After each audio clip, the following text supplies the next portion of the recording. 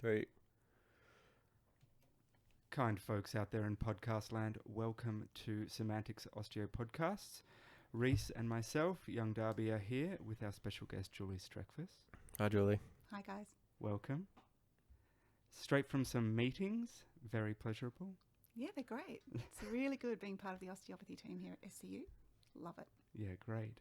We know you through the many different hats that you wear here. I guess the second year you're the teacher of us for AVA, but you go a lot beyond that. What else are you doing on campus here?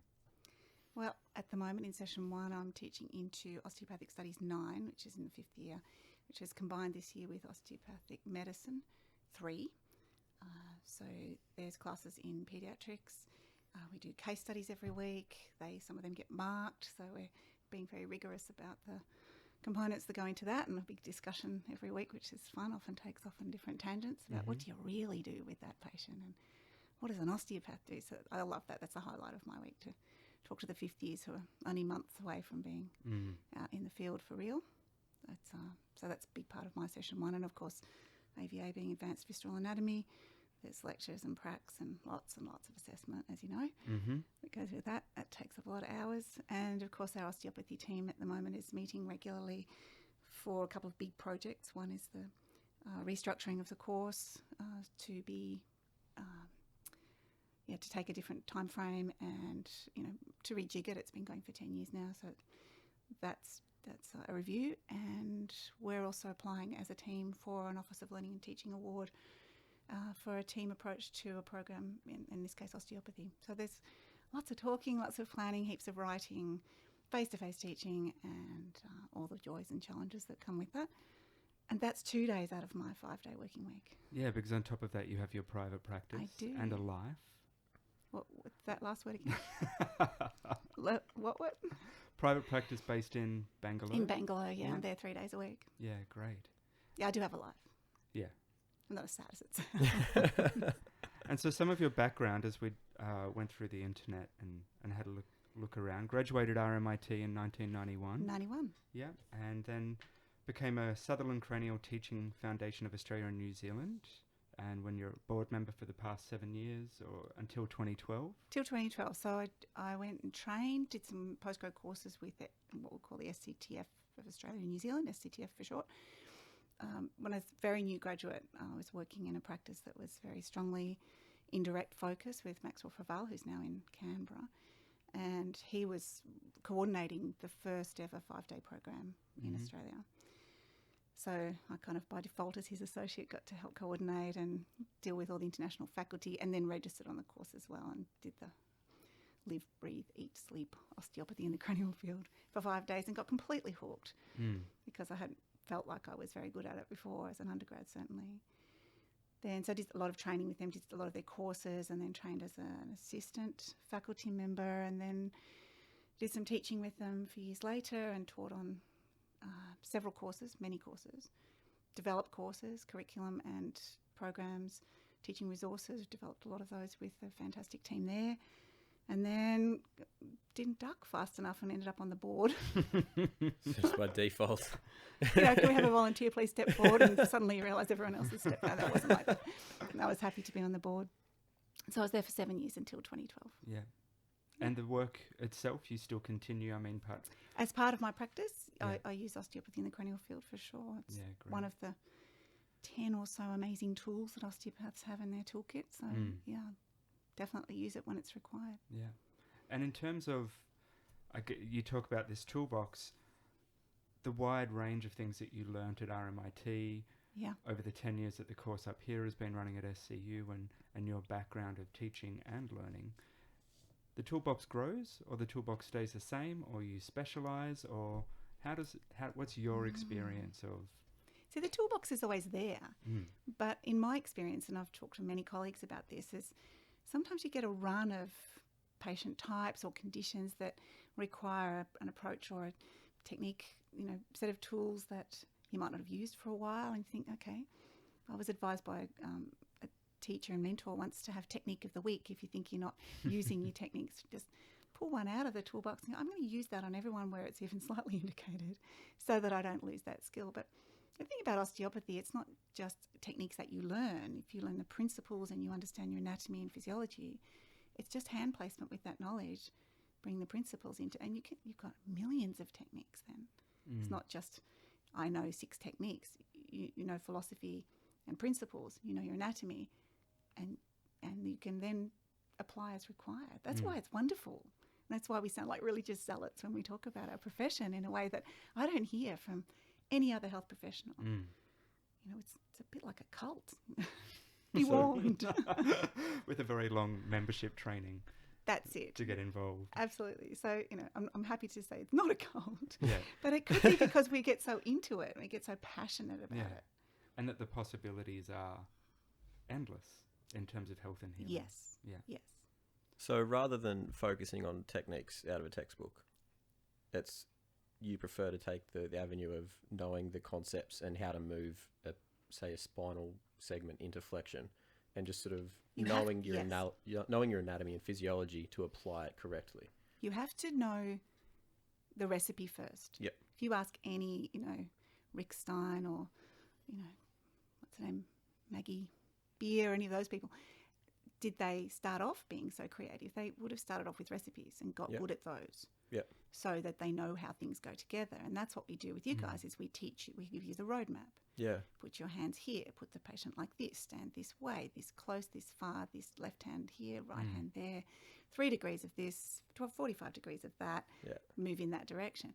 That's your roadmap to begin with so that you can build up palpatory skill. Yeah. Which is very difficult to teach and learn. There's a whole body of research about that shows how tricky it is. It's not, you know. Definitely. Yeah. And Reese and I were talking off air before you arrived about, at the stage that we're at, second year, it really is about the mechanics of it. And you need that. Yeah, but there's almost like a blind faith that we will trust where we are being directed to in our lecturers, yourself, because when it will make sense, and it will, we need these skills. We need the fundamental basics of the mechanics of the body. The palpation will come. Just trust. It does. Do you remember when you learnt to drive and you had to do it? You were, first of all, consciously incompetent. Yes. You go, I can't do this. What do I do? So you had to mindfully put your seatbelt on, close the door, check the mirrors, put the key, make sure it's out of gear, turn the key on, check the mirrors. You did that all mindfully. Yeah. Now you jump in and you're away, having done all your safety checks. You know, you're safe, you're competent, you're unconsciously competent now. And there's a space in between where you become consciously competent. I am doing this in this way. So that's what this degree is about, is becoming consciously competent so that when things are tricky or you've got a complex patient, or if you're not feeling 100%, and we all know what that's like, going to work when you're not firing on all 8. Yeah. You've got that conscious competence. You go, let me go back to my roadmap, to my step-by-step. And that way I've got a way to unpack what's in front of me. Yeah. And also to be able to go towards being a little bit on autopilot so that, you know, your skills that you're developing, and they keep developing for your whole life, your whole osteopathic life. Sure. It's no point where you get to where I think where you say, nailed it, don't need to, I'm not going to learn anymore. Yeah. I don't know any osteopaths of any vintage who would say that. Always learning. And never retiring. I don't know any retired osteopaths, do you? Yeah, no, they just keep going. They keep going. Yeah. Longevity. Yeah. Julie, you were telling me off air about your practice and how patients present, in your experience, more and more the complexity of cases. Yeah. Is this, how do you frame it? Is it a manifestation of where you are in your practice? Is it that your intention with clients is more focused? I'm really not sure, because I was thinking about that. Like somebody asked me, how did you get to start treating babies? Because paediatric practice is a big part of what I do. Yep. I certainly didn't set out to do it that way. Someone just brought me a baby once and went, this isn't right. Can you do anything? I went, I'll give it a whirl. Applying my principles to my knowledge of anatomy and techniques that I knew. And lo and behold, you know, this baby got better, and suddenly, because she had a wide circle of friends with babies, I ended up with all these babies and did some more study and, you know, got better at it. But it's how do you get known for something? I think I know I fell into that. That wasn't ever my intention at the beginning. I think with experience too comes confidence that, you know, that you can offer something osteopathically to most people, even if the central problem isn't necessarily a structural one. There is always a structural component to somebody's health. So you can enhance their, what we call in the class, often we refer to homeostatic mechanisms, the body's wish and self-regulating. They're self-regulating, self-healing, the body's inherent capabilities of being able to regulate and maintain and achieve steady state.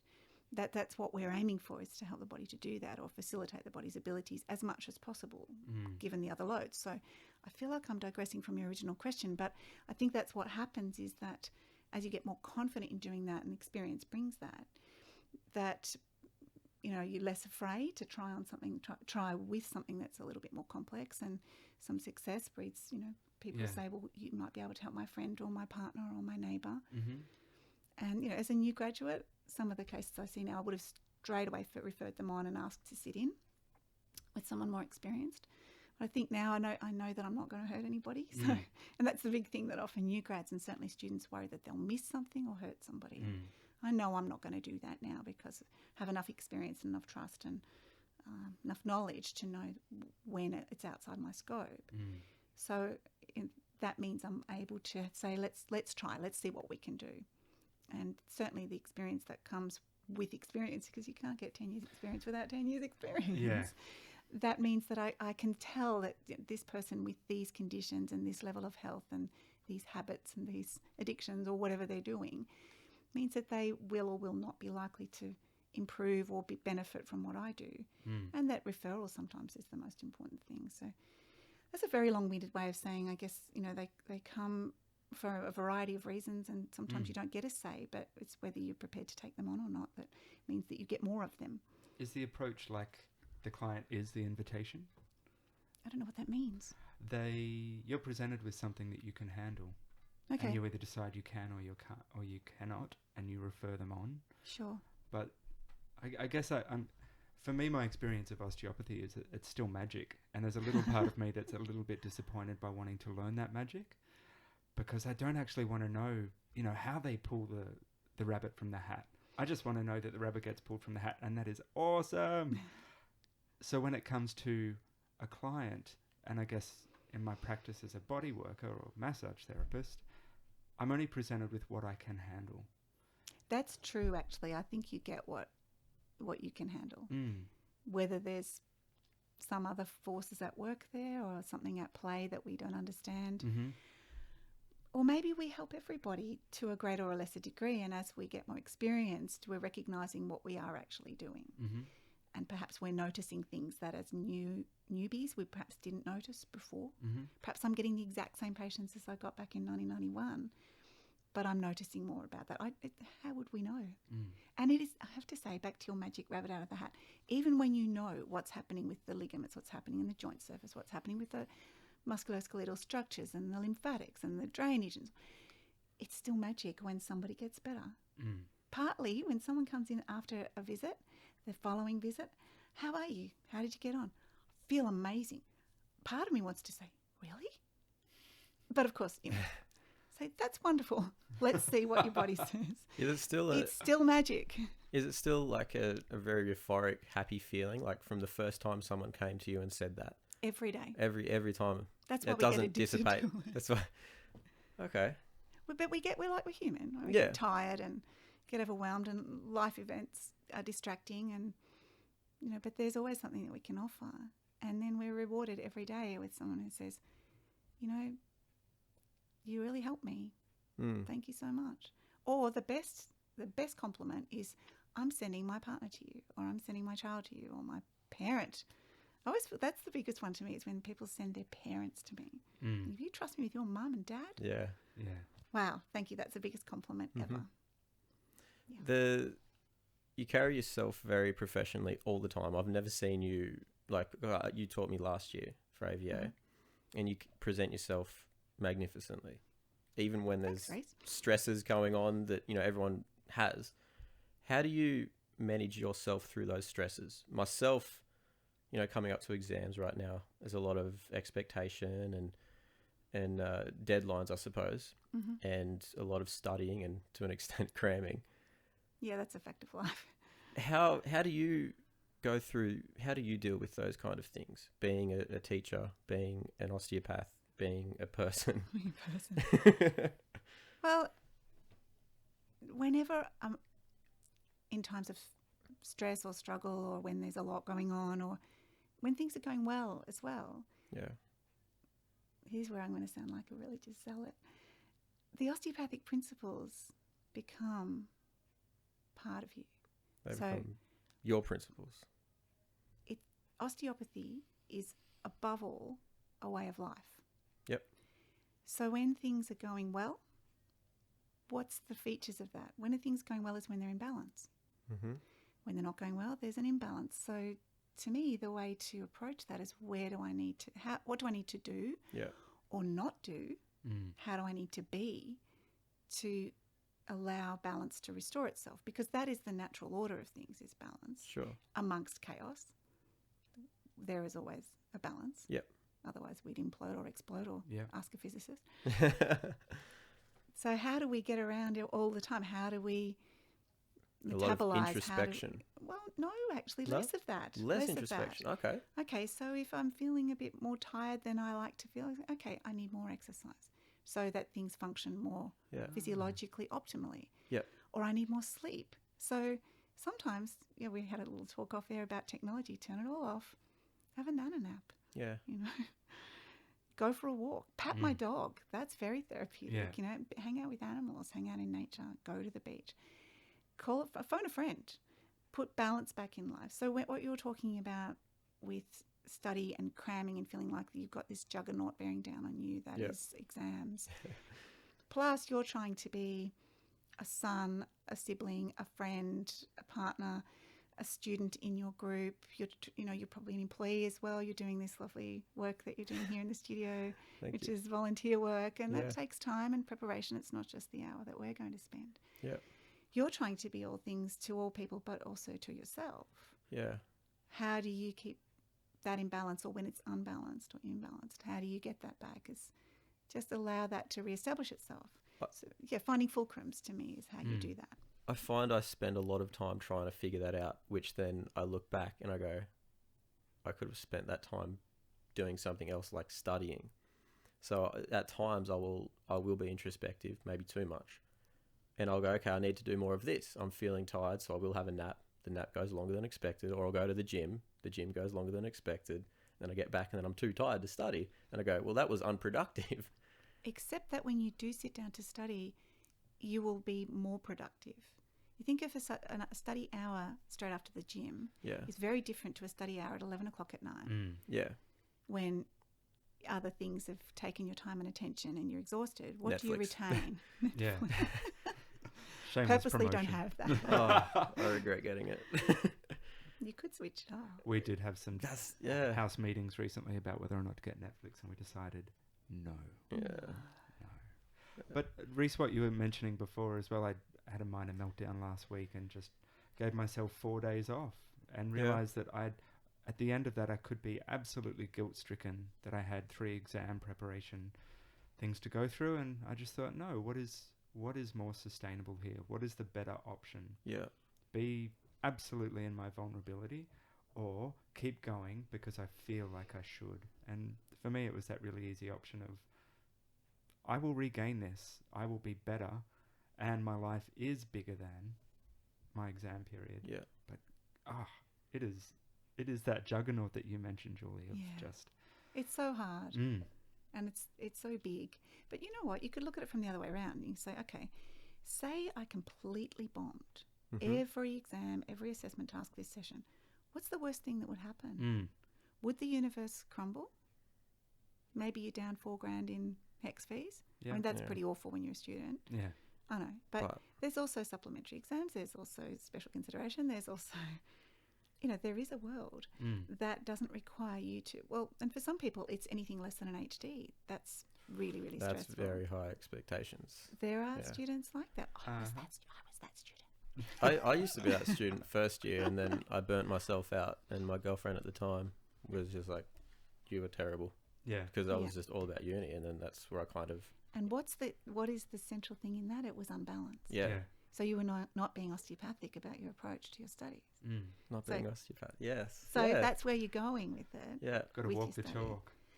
You really do. And that doesn't mean that you ever, like I was saying before, you don't nail it and go, okay, I'm completely balanced, that's it, don't have to do any work. It's a constant, allowing it to happen. And sometimes you need to let go and say, okay, that wasn't my usual high standard, but today I did my best, and my best varies from day to day, week to week, month to month.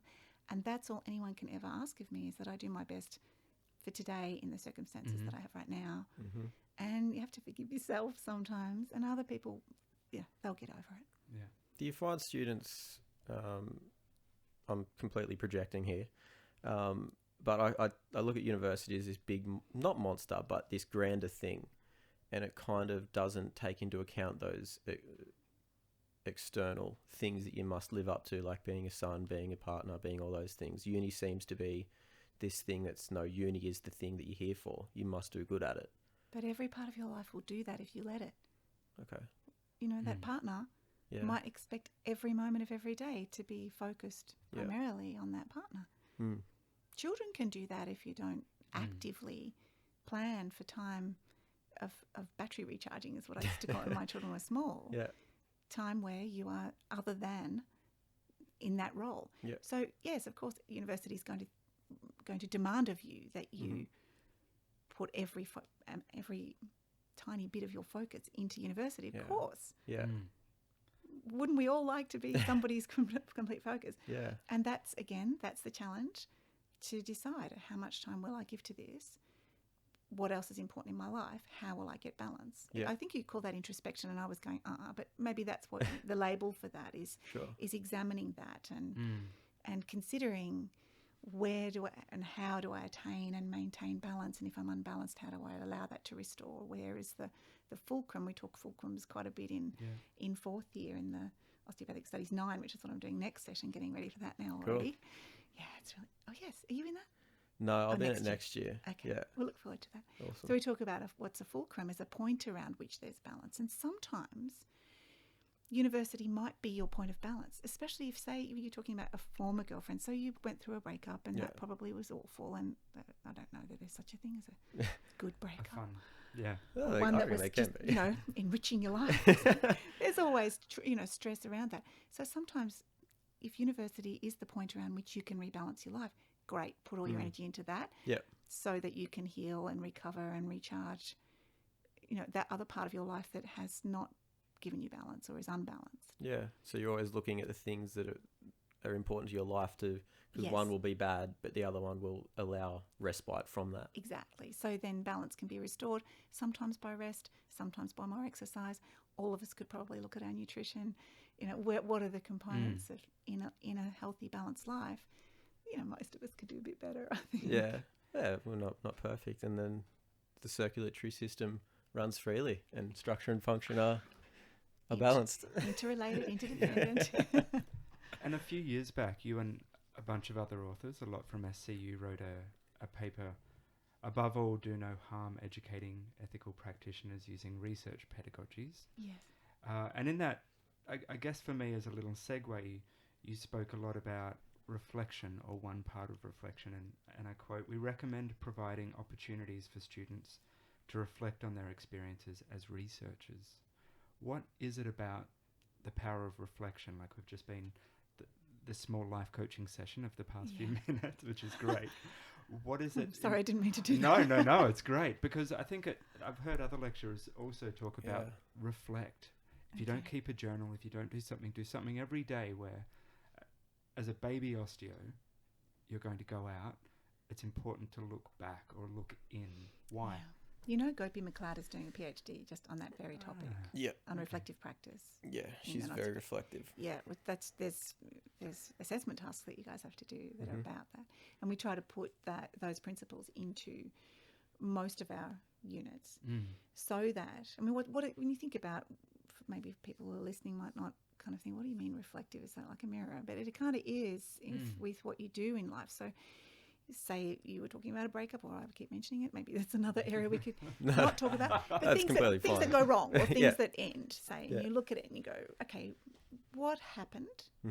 What was the outcome? What was my role in that outcome, for better or worse? Yeah. What would I do differently? What can I take from this into future situations? Mm-hmm. Because if you don't do that, it's like those who neglect the mistakes of history are doomed to repeat them. Yep. I probably misquoted that, but that's, that's what we're trying to do with you as our future colleagues. Yeah. Think about a situation in your life that, for better or worse, had a particular outcome. What did you do that contributed to that? Mm. Would you do it differently if you could have a do-over? Mm. Or not?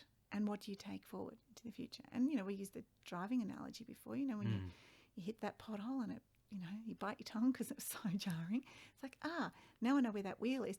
Future potholes, I'm going to go this way or that way, or I'm not going to go so fast into that corner because I spun out and hopefully didn't do damage. But if you don't learn from those things, you're going to you're going to repeat them. So that's what we want for an educated person and a future colleague, is that you're able to reflect and able to use your experiences and the experiences of others as well, things that you observe as well as those things that you do and feel and experience, to move forward in a positive way and a growthful way. Perhaps continual reflection, because you can learn from something and then and put strategies in for next time of a similar situation. Exactly. But it might be wrong again. Instead of like sticking to one result and one strategy to get through something, you might be approached with a similar thing, but that strategy isn't useful anymore. So continual reflection. And that's okay, because that tool that you learnt from the first time round might not actually fit this situation. Yeah. But you know that what you also have learned, even if that strategy or that tool doesn't work this time, that you have survived a situation using a tool. And that's an experience that's useful as well. Yeah. I can survive a difficult time. I've got tools or skills, or I know I need tools and skills. How do I go about getting them? Yeah. And that's what we actually want from students doing, participating in research. Is not necessarily that they go and we'd love them to publish their work. We always aim for that. But that they have the experience of being rigorous in finding out information, about being thoughtful and reflective about, where is the gap in the knowledge and how can we contribute to shining a light there and finding out more and sharing that information. That's part of what we want, and for them to reflect on that whole process, because it's hard and it's kind of time consuming, and most students by the end of fifth year want to put a match to it, just never see it again. But hopefully they end up with something that's shareable, publishable. We certainly share it in our research forums where we have a symposium where they present their work. Hopefully you guys go to those. They're quite fun. The Tuesday... That's Grand Rounds. That's Grand Rounds, right. Where they're talking about cases. Sure. But that's like a little run-up to our research symposium where the students actually showcase what they did, how they did it, what they discovered. It's like a 5-minute pitch saying, this is what we discovered and this is how we're writing it up. And it took a right turn, where we didn't know that it was going to do that. We set out to look at this and it ended up being that. And the reflective practitioner will look at those experiences and say, how is that useful to me? How did that enrich my life? What would I do differently? What will I take with me in my life's backpack and into the future? That's what we want you to get from that, which isn't immediately obvious when you're stuck with this big pile of work to do. And that's what, I guess, as somebody that reflects, I feel like for people that know me, they probably don't know that I'm a big pleaser. I want everyone to be happy. And part of my reflection lately has been that there is this divide, this schism between professional and personal, who I am in both cases. And from what I hear you talk about is that your life, not governed by, but inclusive of the osteopathic principles, is that the professional and the personal are very close. Who I am is what people get to see. My politics are represented within that. And so for me, I guess the curiosity that comes from, sitting down and writing is that times of stress, the world is a nasty place. And as an osteopath or young baby osteopath, in times of stress like right now, all I see in the world is pain and horror. And maybe I should just stop watching the news or listening to the radio. Definitely stop watching the news. It's What so bad for your health. Damn. So how in your professional practice, as a lecturer, as somebody that recommends research reflection, how do you wake up to the fact of being in a healing industry every day? Is it beyond optimism? Is it?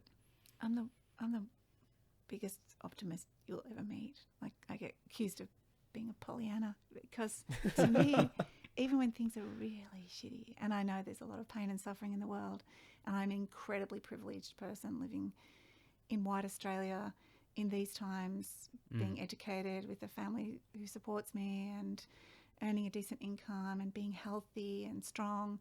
I'm one of the most privileged people I know. And I still see the world as being a beautiful, safe place, even though, you know, there's a bit of cognitive dissonance there. Is that, well, the newspaper, when I pick it up, says otherwise. Our politicians say otherwise. There's a lot of fear-mongering going on that is designed to make me fearful and worried, because then I'm going to be a more malleable consumer, aren't I? If I'm frightened. I don't subscribe to that. Yeah. The world is, even if it's not right now, for everybody, and I would love everyone to be happy and to get along and all to be beautiful, rainbows and unicorns, but I can make that for one person at a time, every half hour in my day, in my practice. I can make it beautiful, and I can enrich people's lives with this incredible gift of osteopathy that I've been fortunate enough to stumble across in my teens and be guided and supported through becoming an osteopath, which I will be to my dying day, and hopefully beyond, maybe with some writing and whatever. Yeah, great. But I don't see the world that way. The world to me, I can only do what I can do, doing my best. You know, that's all I can really do. Hopefully I do that for students as well, bring that approach in that, okay, it's hard, it's stressful, there's a massive amount of content, it's in a foreign language. At least we can make it fun, and then that kind of brightens it a little bit. At least we can, if I can make it relevant, those two things to me, that's what I put my application for teaching awards in for, is just, it's got to be fun and it's got to be relevant. It's got to, you know, make sense. Those are the things that I put into my teaching, hopefully to make that cold, hard, you know, stressful world a little bit better in everything I do. Yeah. That's certainly one thing that I noticed when I took AVA last year with you. On top of the pathophys and the neuroscience and the osteo, that dreaded second year, first session. It's very content heavy. That was one thing that I really appreciated about you, was the fact that you just almost demanded people email you, even with just queries or just getting things off your chest. You were very open to those kind of stressors, which to me reflected you showing empathy and actually sympathizing with us, which I guess when you get into a situation of high stress, you can create all these imaginary issues and false insecurities. So if you're writing an answer for something, oh, it's not right, it's not what the teacher's expecting.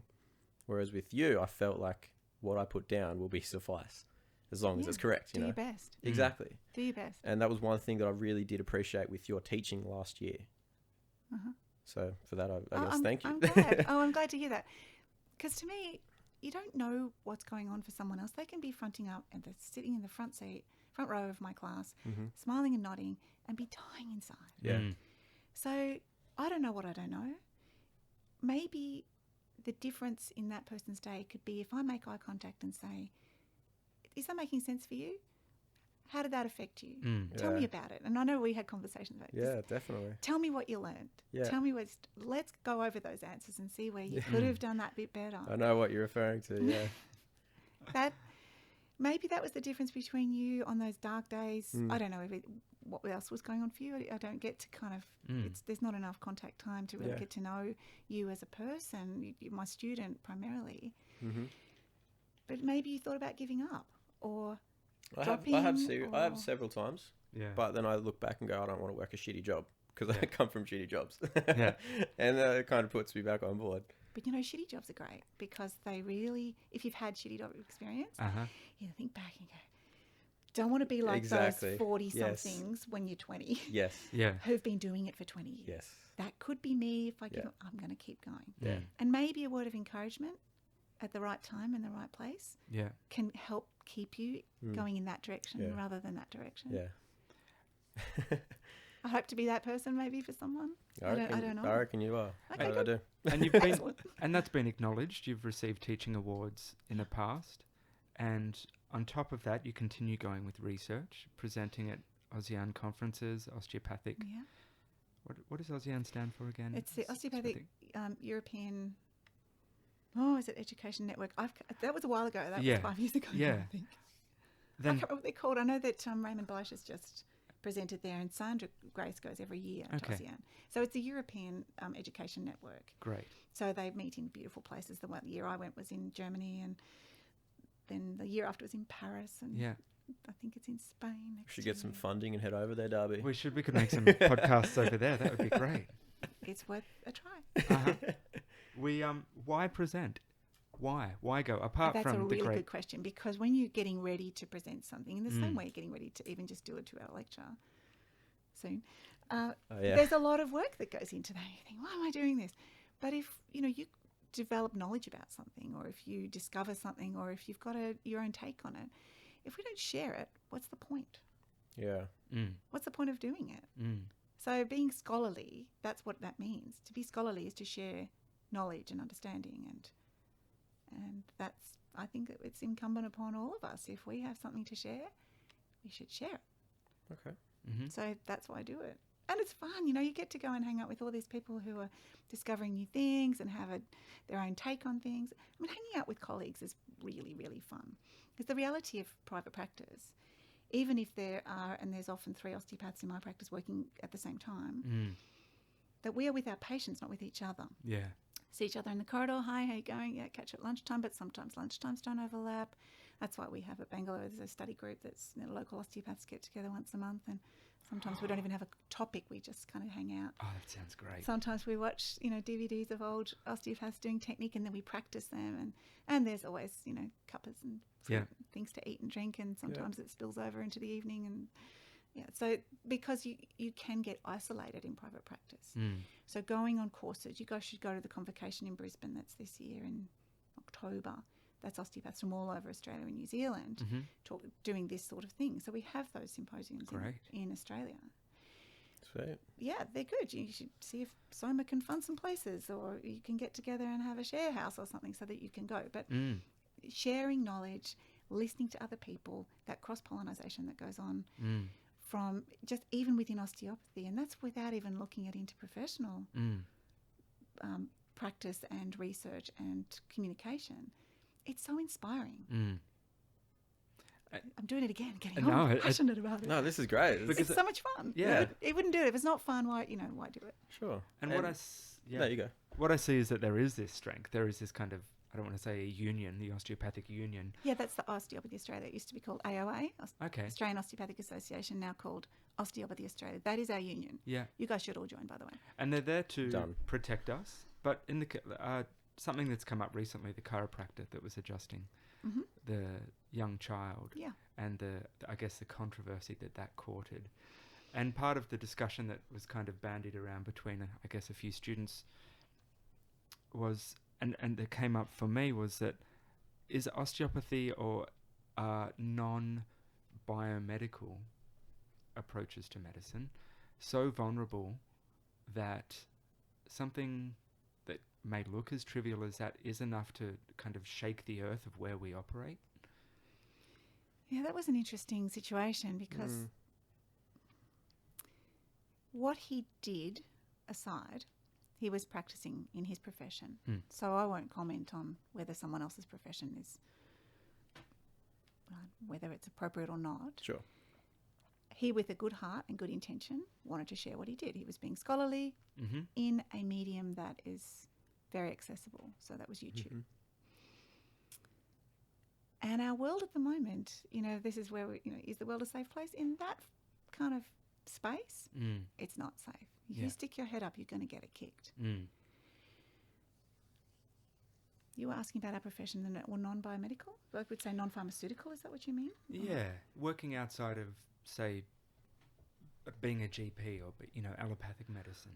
See, allopathic medicine is amazing, but it's younger than us.